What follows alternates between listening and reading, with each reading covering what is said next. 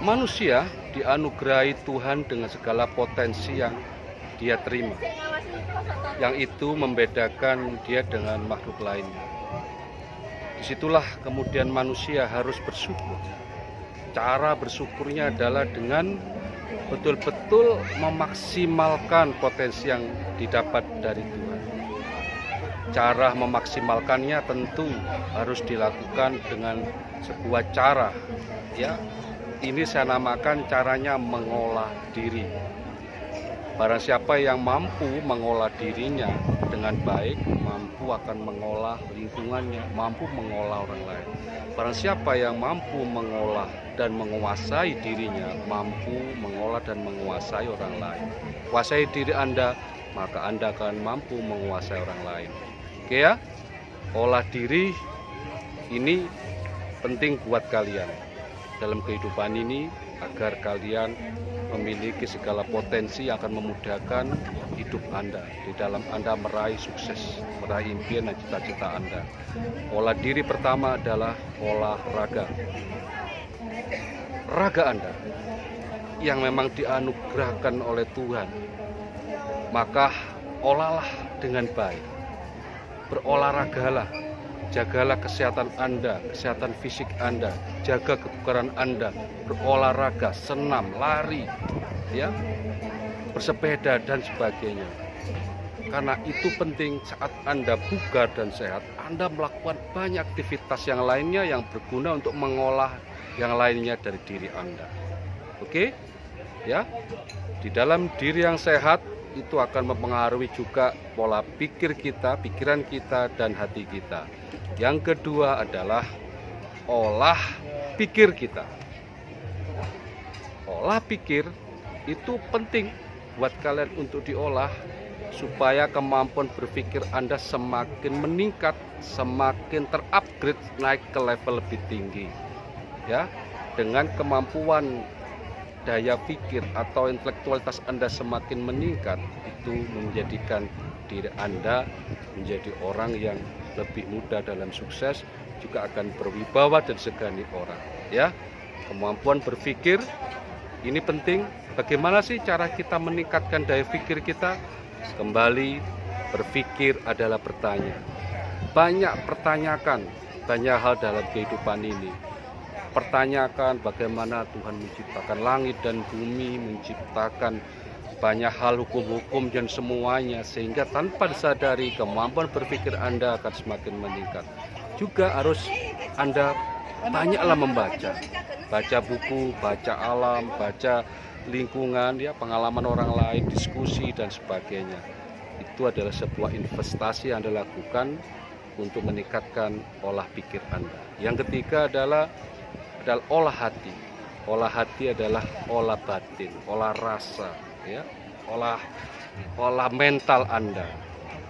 Ini penting bahwa Anda mengolah hati, hati Anda akan semakin tajam, maka intuisi Anda, firasat Anda, feeling Anda semakin tajam. Ini bisa dipakai untuk banyak hal. Saat Anda menilai orang lain pertama kali, namanya first feeling, ini bisa jadi selalu tepat. Ya, olah hati Anda, masuki hati Anda sedalam-dalamnya, ya, sebenar-benarnya, sampai ke relung-relung hati Anda, jamalah keheningan diri Anda, temukanlah rasa sejati dan diri sejati. Maka dengan apa? Dengan laku-laku tertentu, ya, spiritual atau laku di agama diajarkan, misalkan sholat, berzikir, ya, beriktikaf dan lainnya.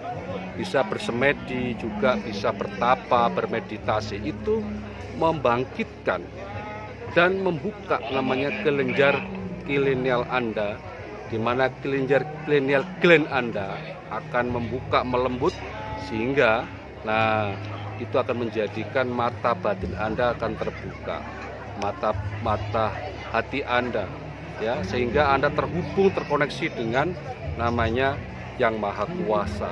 Kecerdasan spiritual Anda bisa mengakses server dalam semesta, sehingga Anda mendapatkan banyak ide, gagasan, ilmu dari Tuhan.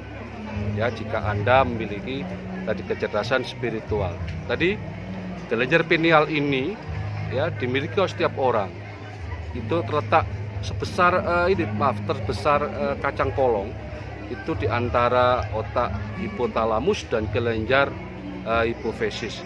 Itu jika kemudian terbuka lembut, maka orang itu bisa melihat hal-hal yang di luar kemampuan orang biasa, supernatural, atau bisa melihat supranatural, ya, melihat hal yang gaib.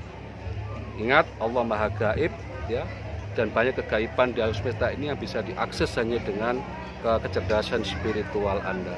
Ini olah diri yang ketiga. Dan yang keempat adalah olah uang. Uang yang Anda miliki, Anda dapat, yang Anda peroleh dengan kerja keras, maka itu harus diolah dengan sebuah manage tertentu, ya, dengan pengolahan manajemen yang bagus, sehingga Anda memiliki kebebasan finansial, kemerdekaan finansial, Anda mandiri secara finansial. Dan dengan ini juga Anda bisa membaca peluang-peluang sebagai sebuah bisnis yang ada di lingkungan Anda. Olah uang ini penting, ya.